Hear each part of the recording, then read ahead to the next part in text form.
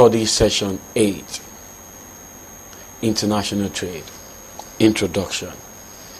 In this study session, you'll be exposed to why trade is so crucial to human existence by examining the gains in trade. This is intended to be achieved by specifically focusing on the principle of absolute cost advantage and comparative cost advantage. Learning outcomes. When you have studied this session, you should be able to 1. Outline the general basis for international trade. 2. Apply the theories of trade to provide basis for international trade. Basis for international trade. Before the idea of international exchange and transaction became popular, trade by barter was in vogue. This system of trade was beset with several problems, which include double coincidence of wants, indivisibility of goods, lack of division of labor, and a lot more. The introduction of money later eased the process, pattern, and the structure of trade transactions. The diversity in the resource endowment actually forms the basis for international trade. Nations of the world differ in their resource endowment. While some countries are better endowed with natural resources and have vast, fertile and cultivatable land, large deposit of mineral resources, and better climatic conditions, some other economies are better equipped with capital and technology. The world distribution of resources is largely characterized with irregularities or imbalances.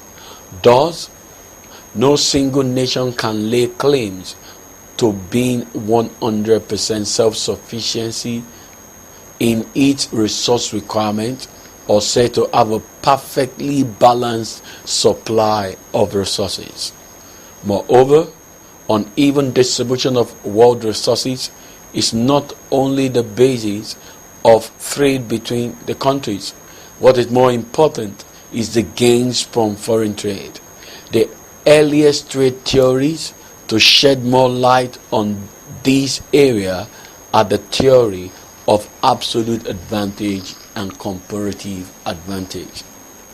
Theories of trade. Theory of absolute advantage. This trade theory was pioneered and credited to the earliest classical economist, Adam Smith. The theory asserts that it may be possible for all countries to produce all the commodities they need in spite of resource constraint. However, the cost of production of goods for which a country is deficient in its resource endowment will be exorbitantly high.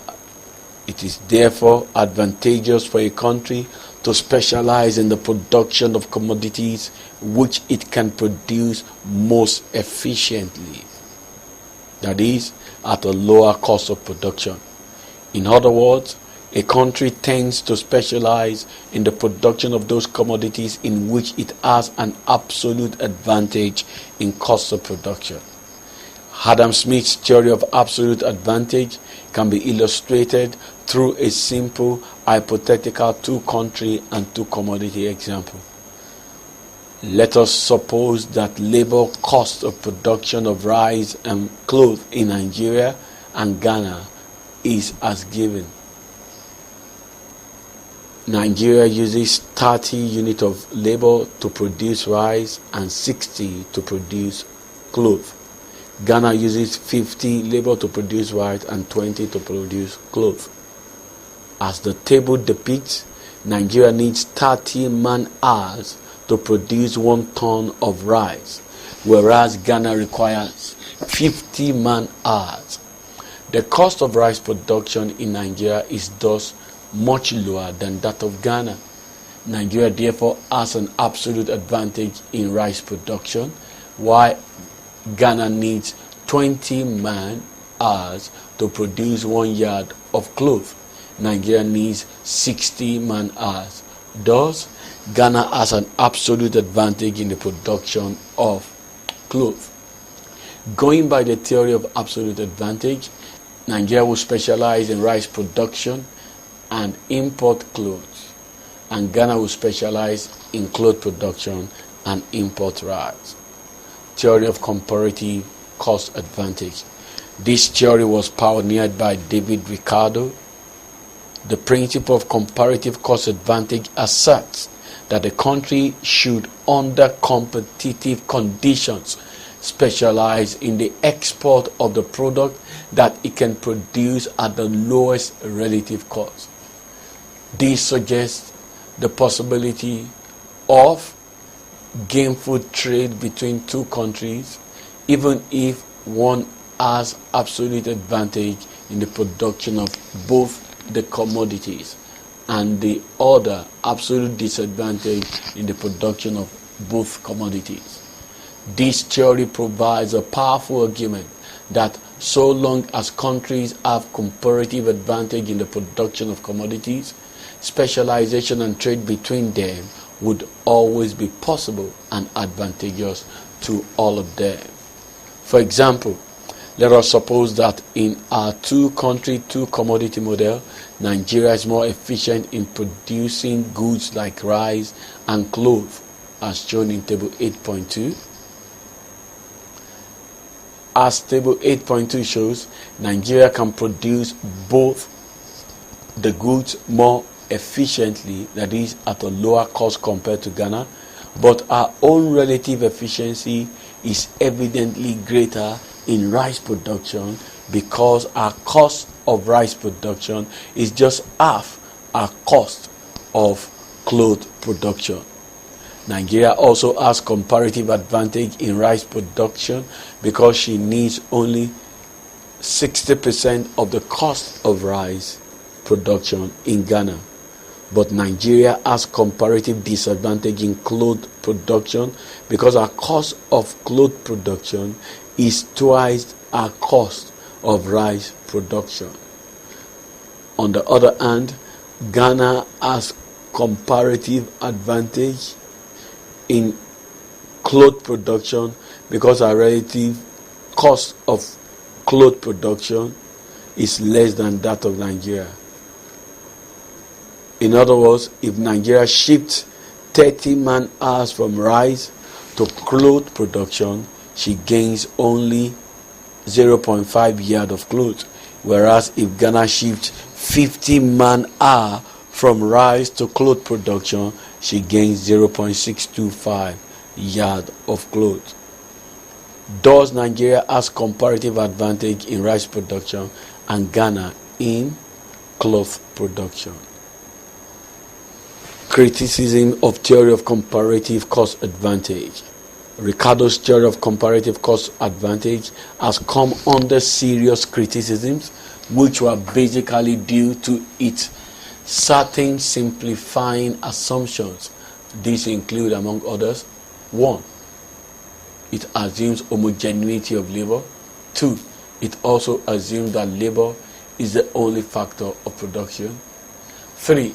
It ignores the demand side of trade, only focus on the supply side. 4. It also assumes that factors are perfectly mobile. 5. It assumes a weigh cost of transportation. 6. Its assumptions of existence of perfect competition is unrealistic. Extra whole line theory of trade. Extra whole line theory attempts to provide answers to the major questions which other earlier trade theories failed to answer. These questions are: why does the nation have comparative advantage in the production of a commodity and comparative disadvantage in the production of another? Why is there difference in the production possibility curves of nation? The theory of trade expounded by Extra and All-Nine is most popularly known as the Extra whole-line theory of trade.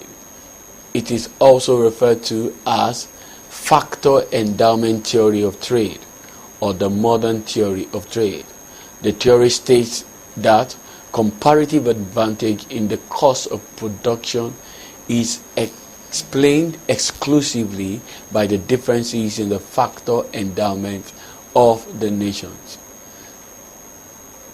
In a general sense of the term, factor endowment refers to the overall availability of usable resources, including both gift of nature and man-made means of production. The model and its assumption. The Extra-Holline theory assumes the following. 1. Two countries and two commodities in the world. 2. Perfect competition in both product and factor market. 3. Production factors of labor and capital in both countries are homogeneous. 4. Factor supply is given and factors are fully employed. 5. Factors labor and capital are fully mobile between the industries X and Y in a country but completely immobile between the countries. 6. Production possibility curves are concave to the origin. 7. Production function for both goods and in both the countries are homogeneous of degree 1. 8. No transportation cost is also assumed.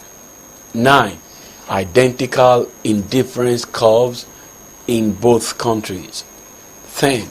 Production technology for commodity X and Y are labor and capital intensive in nature respectively.